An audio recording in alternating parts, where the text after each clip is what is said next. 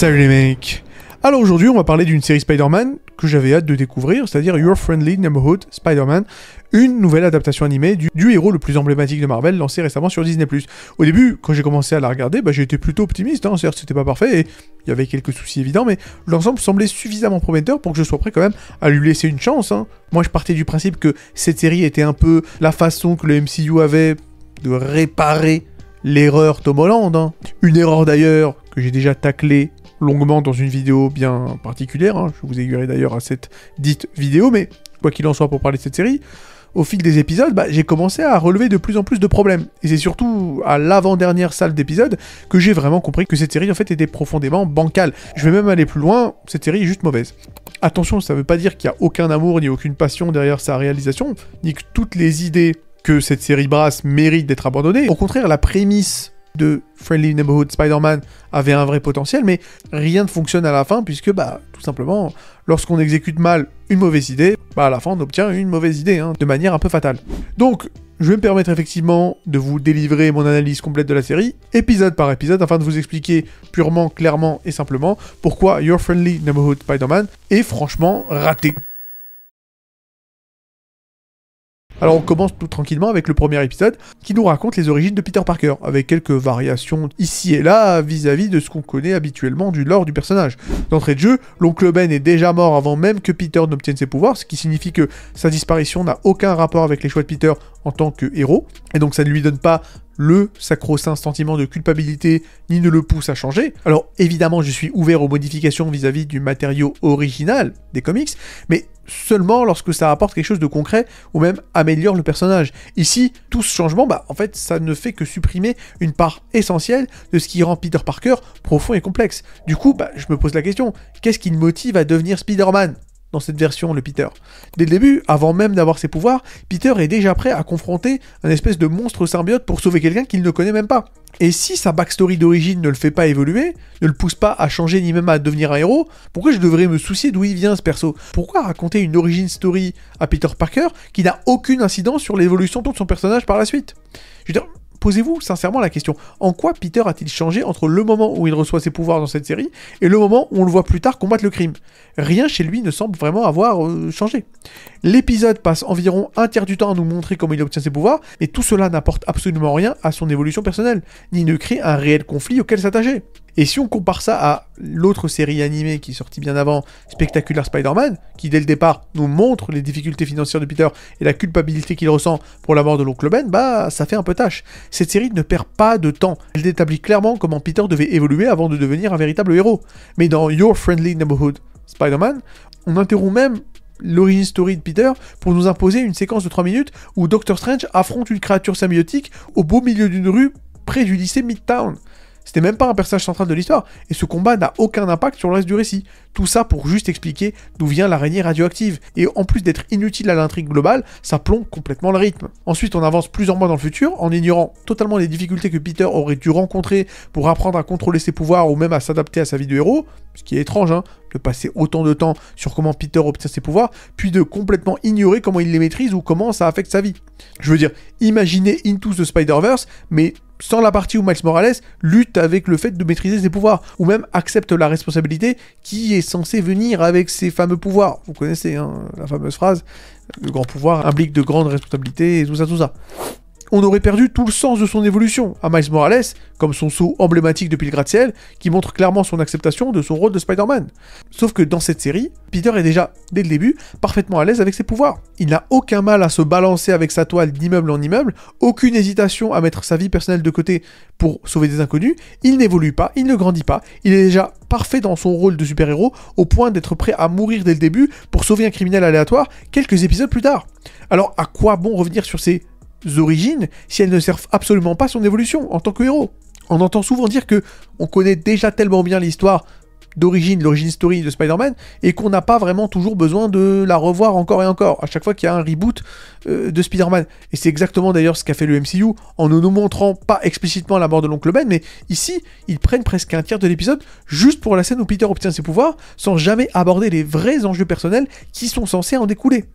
Une bonne origin story, qu'elle concerne Spider-Man ou tout autre héros, en fait, doit toujours mettre en avant les défauts du personnage principal et doit montrer clairement comment Le personnage doit évoluer en dépit de tous ses défauts pour mériter son titre de héros. Et c'est ça qui donne de la profondeur à un personnage et qui lui confère une identité unique. Mais ici, Peter est déjà dès le début juste un héros générique sans aucune particularité.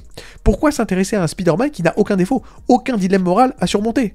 En clair, dès son premier épisode, Your Friendly Neighborhood Spider-Man échoue déjà dans la gestion de son origin story. Le rythme de l'épisode est perturbé par l'apparition hors sujet de Doctor Strange, et cette scène provoque même des problèmes de cohérence majeurs. Strange ouvre un portail au hasard dans une rue bondée, alors qu'il pourrait tout aussi bien envoyer le symbiote en plein désert, ou en pleine mer. Peter et Tante May restent inexplicablement sur place, se mettant inutilement en danger, alors que la réaction logique serait de fuir immédiatement. Ce que May en particulier devrait faire après la mort d'Oncle Ben. On assiste ensuite à un saut temporel encore une fois de plusieurs mois, en ignorant totalement les difficultés que Peter aurait dû rencontrer vis-à-vis du fait de s'adapter à sa vie de héros. Et donc on retrouve Peter déjà doué, déjà prêt à tout sacrifier, ne présentant aucune hésitation ni aucun doute, ce qui tue dans l'œuf tout potentiel d'évolution ou même d'investissement émotionnel dans sa transformation en héros. Et clairement cet épisode part mal. On aurait pu en espérer beaucoup mieux, mais malheureusement le résultat est loin d'être à la hauteur des attentes. On a ici qu'un Spider-Man générique, dépourvu de profondeur ou même de véritables enjeux personnels, ce qui dès le départ compromet sérieusement la qualité de la série. Mais bon, malheureusement, ce n'est que le début et ça va pas en s'arrangeant, hélas.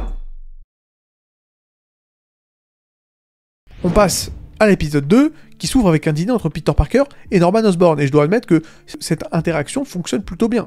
Norman est présenté comme quelqu'un de relativement gentil et prévenant envers Peter, ce qui est malin, pour que Peter ne puisse pas se douter de ses intentions, voilà, assez cachées, de l'ami Norman Osborn. Les interactions entre les deux personnages sont sans doute l'une des plus belle réussite de la série, puisque Peter tente avec humour de protéger son identité, c'est une caractéristique fidèle à Spider-Man, c'est sympa, mais très vite on arrive à un gros problème. Peter déclare clairement que dès l'instant où il a obtenu ses pouvoirs, il a compris qu'il devait aider les gens. Le souci, encore une fois, c'est que ça aurait été beaucoup plus intéressant de le voir douter un minimum, de se comparer à des héros tels que Captain America, et se demander s'il en était digne, avant d'accepter son rôle de héros. Et on saute ainsi complètement l'étape du développement de personnage, contrairement à ce que faisait, par exemple, même Far From Home, alors que pourtant Far From Home c'est loin d'être un très bon film, je veux dire, où Peter Parker quand même affrontait réellement de vrais doutes, avec des moments clés qui construisaient son évolution. Sauf que ici, tout cela est résolu hors champ, ce qui ruine complètement l'intérêt de suivre le parcours de Peter Parker, en tout cas de ce Peter Parker. On découvre ensuite les antagonistes qui se procurent une technologie avancée vendue par un mystérieux fournisseur, révélé plus tard être Octavius, et évidemment El Famoso Dr Octopus, Doc Ock. Et d'ailleurs, la scène est réalisée de fort belle manière, avec Otto qui utilise une espèce de poubelle ambulante robotisée pour livrer son matériel et encaisser l'argent à distance, c'est créatif, et ça montre l'intelligence technique et stratégique d'Otto Octavius, qui reste relativement loin des transactions criminelles, ce qui est une bonne chose, une bonne écriture, de montrer Otto Octavius comme quelqu'un d'intelligent. Par contre, juste après, la qualité de l'écriture retombe assez vite, malheureusement. On voit Tante May préparer des affaires, donc le Ben pour les vendre, ce qui devrait être effectivement un moment émotionnel assez fort, mais tout est expédié en une seule réplique, où Tante May dit qu'elle pensait que ce serait dur, mais que finalement, ça l'est pas vraiment, ce qui est extrêmement décevant. On perd l'occasion de voir Tante May évoluer, de ressentir son dilemme, et de suivre comment elle surmonte cette épreuve, la perte de son mari. En comparaison, la version du film Spider-Man 2 de Sam Raimi était infiniment plus profonde, montrant une Tante May vulnérable, qui traversait lentement les étapes du deuil. Ici, la série réduit ce développement crucial à une simple phrase expédiée en 30 secondes. Parallèlement, Lonnie est un personnage que la série traite beaucoup mieux. On explore son contexte familial compliqué, avec son frère impliqué justement dans la criminalité, son engagement auprès du gang pour préserver l'enfance de son frère est crédible et bien développé. Malheureusement, cette intrigue est minée par des choix totalement absurdes de la part du gang dirigé par Donovan. Celui-ci accueille Lonnie à bras ouverts dans son QG sans aucune vérification, ni sécurité, ni précaution. Il révèle même tranquillement son identité à un adolescent qu'il connaît à peine. C'est aberrant. Il n'y a aucune logique dans ce comportement, surtout venant d'un chef de gang censé être relativement prudent. On est loin de la qualité d'écriture qu'on pouvait trouver dans les séries animées des années 90. Là, bien entendu, je parle de la série animée Spider-Man de 94 qui était tout bonnement excellente, où les criminels prenaient des précautions réalistes et crédibles. Enfin, la dernière scène d'action de cet épisode montre Spider-Man confronté à deux criminels équipés de technologies avancées, et malgré le danger évident, Peter fait preuve d'une passivité assez déconcertante.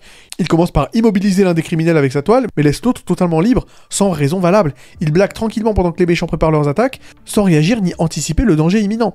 Plus tard, il se contente même de rester assis à discuter avec Norman Osborn, tandis que les policiers se font attaquer sous ses yeux. C'est incohérent, extrêmement frustrant. On ne reconnaît absolument pas l'instinct héroïque qu'on attend de Spider-Man, celui-là même qui montrait dans l'épisode précédent un héros en train de se sacrifier pour sauver des inconnus. D'ailleurs, ça me rappelle la scène totalement lunaire du début de The Amazing Spider-Man 2, où on voit effectivement Peter en train de balancer des petites blaguinettes à Rhino alors qu'il est en train de conduire un semi-remorque et qu'il est en train de pulvériser la moitié de la population de Manhattan. Enfin, c'était quand même une scène complètement dingue. Et dire qu'il y a des gens qui aiment ce film, je trouve ça assez fou, hein, mais bref, peu importe. Bref, encore une fois, là, on est sur Mars. Et pire encore, lorsque l'un des criminels perd le contrôle et menace la sécurité des civils, Spider-Man reste simplement spectateur. Il ne fait rien pour réduire les dégâts ou même protéger les passants, ce qui détruit totalement la crédibilité héroïque du personnage. Pour conclure, cet épisode accentue tous les défauts déjà présents dans la série. Un héros qui ne grandit pas, en tout cas on ne le voit pas en train de grandir, hein, tout est fait hors champ, des antagonistes incohérents et des personnages secondaires bâclés. Cet épisode est encore moins bon que le précédent et ça fait quand même un peu chier parce que déjà le premier n'était pas incroyable. Allez, on continue avec les épisodes 3 à 5, qui sont de pire en pire, puisque dans l'épisode suivant, on commence par explorer les améliorations que Norman Osborn propose à Spider-Man. Le premier essai est une combinaison équipée d'une cape. Déjà, la simple idée est stupide. Pourquoi Norman, un génie de la technologie à la tête d'Oscorp, propose-t-il à Peter une cape qui pourrait s'accrocher n'importe où, mettant clairement Spider-Man en danger ? On ne peut pas sérieusement croire qu'un scientifique de son calibre n'a pas anticipé un problème aussi évident. Faudrait quand même poser la question à Edna Mode, bien évidemment, qui nous expliquera effectivement clairement pourquoi les capes sont une mauvaise idée pour les héros. Évidemment, là je parle du fameux personnage des Indestructibles. Et le pire, c'est que Peter, coincé à cause de sa cape, puisque ça arrive, pourrait facilement s'en sortir. Il a une force surhumaine, capable d'arrêter des voitures lancées à pleine vitesse, mais il ne parvient pas à déchirer une cape. À défaut, il aurait pu simplement grimper ou même utiliser ses jambes pour combattre ses agresseurs.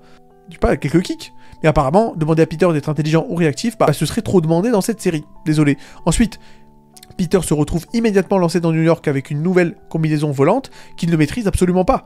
Aucune séance d'entraînement préalable, rien du tout. En plus de risquer sa propre vie, il met directement en danger les civils qu'il manque d'écraser à plusieurs reprises. Norman aurait-il vraiment été assez imprudent pour risquer la réputation d'Oscorp et la sécurité publique en lançant un adolescent inexpérimenté en plein ciel de Manhattan? Peter aurait pu tuer quelqu'un avec cette technologie incontrôlable, ce qui contredit totalement son éthique héroïque. Il est même surpris de découvrir des fonctionnalités basiques, comme la résistance au feu de sa combinaison. Norman lui a-t-il vraiment confié une armure sans même lui en détailler les caractéristiques? On se croirait dans Batman la relève. Sauf que bon, en principe, le vieux Bruce Wayne est complètement fou. Donc ça peut s'expliquer. De toutes les manières, du côté des antagonistes, c'est-à-dire Donovan, le chef du gang, ça continue d'agir de manière totalement absurde. Il donne à Lonnie, un adolescent, un accès total à son QG et à ses secrets sans aucune précaution. Donovan pousse même l'incohérence jusqu'à harceler Lonnie pour ses devoirs scolaires, détruisant inutilement toute loyauté potentielle. Il envoie Lonnie effectuer des courses sous son vrai nom, sachant très bien qu'il pourrait être suivi ou même attaqué. Cette imprudence contraste fortement avec des antagonistes intelligents tels que le Vautour ou Hammerhead dans d'autres adaptations, qui savent préserver leurs intérêts en traitant leurs sbires avec un minimum de respect pour éviter toute trahison. Ensuite, durant l'épisode suivant, Spider-Man rencontre Daredevil qui vient voler des secrets à Oscorp. Cette rencontre aurait pu être intéressante si elle avait eu un impact réel sur l'intrigue, mais Daredevil est totalement sous-exploité ici. Il apparaît, combat brièvement Spider-Man sans aucune raison valable, laisse entendre que Norman cache quelque chose, puis disparaît sans que l'on sache vraiment ce qu'il a découvert ni pourquoi. Rien dans cet épisode n'est résolu, aucun arc n'avance réellement, en plus Daredevil, censé être intelligent, préfère faire des blagues plutôt que de révéler clairement à Spider-Man la vérité découverte sur Norman, au risque de compromettre toute l'opération. On termine avec un affrontement ridicule entre Spider-Man et Unicorn, où Peter laisse inexplicablement une criminelle équipée d'un casque mortel tirer librement sur des civils alors qu'il pourrait simplement lui retirer son casque. Il perd littéralement du temps à plaisanter, laissant Unicorn menacer la vie d'innocents. Pire encore, Peter se fait surprendre par des attaques basiques malgré ses réflexes surhumains et son armure apparemment résistante au laser. Finalement, c'est un criminel secondaire considéré comme plus ou moins idiot qui arrive à retirer facilement le casque de Unicorn par surprise, chose que Spider-Man n'a même pas pensé à faire. Et encore une fois, ces épisodes aggravent tous les défauts déjà présents. Les personnages sont idiots, incohérents, et les antagonistes n'ont aucune crédibilité. Et surtout, Spider-Man est écrit comme un amateur imprudent plutôt que comme un héros expérimenté. Bon allez, on passe à l'épisode 7, épisode qui révèle des erreurs majeures de la part d'Otto Octavius, censé pourtant être un génie absolu. Il choisit inexplicablement d'utiliser des radiations gamma pour alimenter ses armes, un choix à la fois dangereux pour ses utilisateurs, mais surtout facilement traçable par Oscorp. Otto aurait pu facilement opter pour une source d'énergie beaucoup plus discrète et sécurisée, mais il préfère risquer sa réputation en vendant une technologie potentiellement mortelle à ses clients criminels. Pendant ce temps, Harry et Nico, ces deux cons, décident de participer à une espèce de course de rue après une provocation mineure. Harry, qui devrait en principe être un peu plus intelligent que ça, étant conscient des risques et de sa propre notoriété, finit par encourager Nico à accélérer, mettant en danger leur vie et celle d'autres personnes sur la route. Ce qui est relativement sympathique, évidemment. Je rigole, je suis sarcastique. Et pire encore, la série semble glorifier cet acte, ignorant totalement, en principe, les conséquences graves et morales de leur comportement. C'est un peu con. D'ailleurs, du côté du gang, Pearl entre librement dans leur QG, malgré qu'elle soit extérieure au groupe. exposant potentiellement leur organisation au risque d'une infiltration policière. De manière absurde d'ailleurs, l'un des membres du gang est même un streamer qui avait déjà publiquement attaqué Harry Osborn, diffusant leur activité criminelle en direct, ce qui est incroyablement irresponsable et surtout invraisemblable. Et lorsque Pearl révèle que le frère de Lonnie lui a tout raconté, elle met directement ce dernier en danger. Pourtant, Lonnie choisit inexplicablement de protéger Donovan, le chef du gang, qui n'a cessé de ruiner sa vie et de le traiter comme un pion jetable. Cette décision absurde détruit toute cohérence dans son développement, précipitant sa transformation en criminel sans aucune justification logique. Et d'ailleurs, Spider-Man, vu qu'il faut quand même parler de lui dans cet épisode, on le voit se confronter à Scorpion, et il agit de manière totalement incohérente. Alors qu'il esquive sans effort les attaques, sans même regarder de Scorpion, il se fait subitement toucher dès qu'il observe clairement les mouvements du Scorpion, ce qui est vraiment stupide, et Peter se montre encore une fois incapable de réagir intelligemment, malgré ses réflexes et son expérience préalable. Mais pire encore, Norman Osborn débarque alors que Spider-Man est en difficulté, mais il ne fait rien pour neutraliser Scorpion, alors qu'il possède les ressources nécessaires pour appeler Iron Man ou même les autorités, laissant ainsi une menace majeure en liberté sans aucune raison valable. Et cet épisode est vraiment particulièrement désastreux, multipliant les incohérences, les décisions absurdes des personnages et l'absence totale de conséquences logiques à leurs actes, justement. On passe directement à l'épisode 8, on va essayer d'aller vite. Après son combat contre Scorpion, Peter récupère petit à petit sur un lit d'hôpital avec l'aide de Norman, qui prévoit une couverture pour expliquer l'absence de Peter, mais oublie inexplicablement de fournir une excuse pour ses blessures, compromettant directement son identité secrète. De plus, Peter grimpe au plafond de cette même clinique à la vue de tous, mettant inutilement encore une fois son secret en danger. Comme si ça ne suffisait pas. Ensuite, il y a une petite discussion entre Peter et Tante May qui tente maladroitement d'introduire une réflexion sur les responsabilités et la vulnérabilité, mais elle arrive beaucoup trop tard dans la série, rendant cet instant artificiel et surtout peu crédible.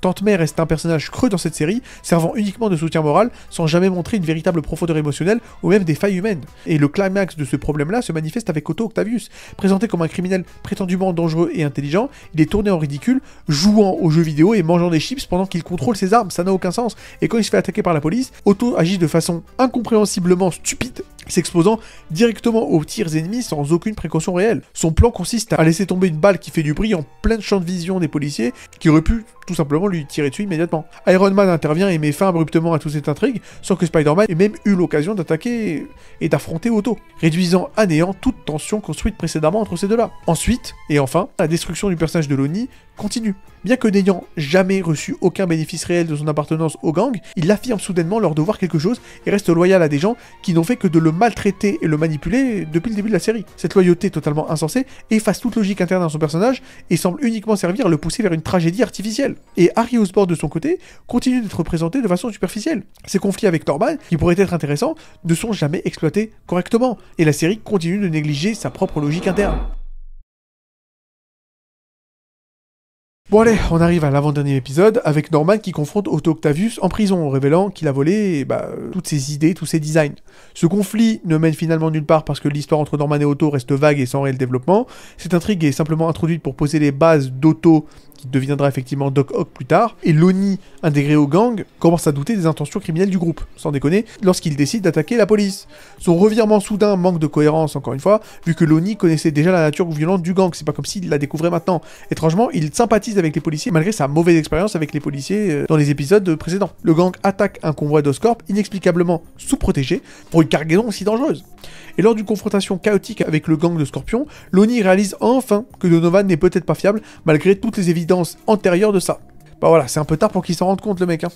Spider-Man d'ailleurs reste passif, encore une fois, pendant cette confrontation mortelle, hésitant inexplicablement, une fois encore, parce qu'il y a beaucoup de choses inexplicables dans cette série, à intervenir malgré ses grosses capacités, qui pourraient effectivement l'aider à sauver des vies. Lonnie obtient des pouvoirs complètement cheatés suite à un accident absurde avec une mallette mal sécurisée d'Oscorp. Le combat final est bâclé puisque Spider-Man commet plusieurs erreurs grossières, comme de ne pas immobiliser Scorpion après l'avoir vaincu, qui provoque des blessures absolument inutiles pour lui, et la réaction de Peter après que Lonnie soit apparemment blessé est forcée. Il veut soudainement tuer Scorpion, une motivation peu crédible puisque Lonnie est invulnérable. Le choix narratif de faire intervenir Lonnie, futur criminel, pour empêcher Peter de commettre un meurtre, au lieu d'une figure plus morale et maladroit. Enfin, Spider-Man ignore totalement les conséquences criminelles de tous ces gangs-là, c'est-à-dire le gang de Scorpion et le gang de Donovan, en laissant tout le monde s'échapper librement. C'est complètement fou. Et on arrive avec le dernier épisode, avec Peter qui arrive en retard pour un énième projet scolaire qu'il a raté, mais il n'en subit encore une fois aucune conséquence sérieuse, affaiblissant encore une fois l'impact des difficultés qu'il traverse. Parce que c'est ça le problème de Peter dans cette série, c'est qu'il n'a pas vraiment de problème. D'ailleurs, c'est le même souci avec le Spider-Man de Tom Holland. Finalement, le MCU ne comprendra jamais vraiment ce qu'est censé être Spider-Man. Bref, peu importe. Norman, de son côté, dévoile soudainement un plan irresponsable, c'est-à-dire d'ouvrir un portail vers l'espace devant ses employés et stagiaires médusés. Évidemment, cette annonce viole clairement tous les accords de Sokovie, et personne ne réagit logiquement à cette révélation complètement choquante. Doctor Strange intervient pour empêcher l'expérience, mais agit avec une grande inefficacité qu'on a du mal à comprendre, puisqu'au lieu d'utiliser immédiatement ses pouvoirs pour neutraliser le projet, il dialogue inutilement et longuement avec je sais pas qui. Il se fait neutraliser de façon totalement ridicule par la sécurité d'Oscorp. L'ouverture du portail permet l'apparition d'une créature symbiotique que Strange combat maladroitement sans utiliser efficacement ses pouvoirs évidents, c'est-à-dire portail et téléportation. Encore une fois, Spider-Man, puisqu'apparemment c'est le leitmotiv de son personnage, observe passivement tout ça avant d'enfin intervenir de façon désordonnée vers la fin. Le combat est incohérent, culminant dans un espèce de voyage temporel bizarre qui transforme totalement inutilement l'origine story de Spider-Man en une boucle temporelle complexe et confuse, détruisant toute simplicité narrative. Et après avoir vaincu le monstre avec difficulté, Spider-Man néglige de gérer correctement les conséquences de l'incident et il laisse encore une fois échapper criminels et complices, comme dans tous les autres épisodes précédemment, préférant discuter avec Nico, exposant encore une fois son identité dans une situation totalement inappropriée. Et l'épisode finit par multiplier les intrigues ouvertes sans aucune résolution satisfaisante. Daredevil avait un espion à Oscorp mais qui n'intervient jamais. Peter ne confronte pas Norman malgré son rôle évident dans la catastrophe. La relation entre Peter Loney et Nico reste superficielle et non résolue, se contentant d'introduire de nouvelles intrigues au lieu d'offrir une conclusion claire à celle déjà existante. Enfin bref, c'est une catastrophe totale. Et pour finir cette vidéo vraiment trop longue pour ce qu'elle est, on va faire une synthèse globale. Cette saison souffre de graves défauts structurels et narratifs. Le scénario multiplie les sous-intrigues inutiles sans jamais leur offrir des payoffs, donc des paiements narratifs dignes de ce nom. Ça veut dire que il y a des fusils de Tchekhov, il y a des mises en place narratives de trucs intéressants, d'intrigues, mais ça va nulle part. Les personnages, notamment Loney et Nico, agissent souvent de façon totalement incohérente, même contradictoire, par rapport à leur développement initial. Spider-Man lui-même apparaît maladroit, irresponsable et inefficace à plusieurs reprises, affaiblissant sa crédibilité en tant que héros. Les références forcées à d'autres œuvres Marvel, particulièrement No Way Home, dégradent l'intrigue au lieu de l'enrichir. Et la conclusion, surchargée de mise en place pour des intrigues futures telles que Doc Ock, le retour du symbiote et Daredevil, prive la saison d'un réel sentiment d'accomplissement. Aucun arc narratif majeur n'est proprement clôturé, ce qui donne l'impression que rien n'a été accompli et qu'en réalité, cette saison c'était juste une espèce de prologue, je sais pas. Et l'origine story inutilement complexe de ce nouveau Spider-Man et l'utilisation maladroite du voyage temporel et des portails dimensionnels rendent l'ensemble de la saison confus et frustrant à suivre. L'action, les décisions des personnages et l'écriture générale de la série manquent de profondeur, de rigueur, bref. Cette saison est une déception majeure comparée aux autres adaptations de Spider-Man et son renouvellement pour une saison suivante paraît injustifié face à d'autres séries nettement supérieures qui n'ont jamais eu cette chance et Marvel a réussi l'exploit de créer un Spider-Man encore pire que celui de Tom Holland, ce qui est quand même assez fou. Donc voilà, dites-moi dans les commentaires ce que vous en pensez, abonnez-vous pour encourager la chaîne, prenez soin de vous et à la prochaine.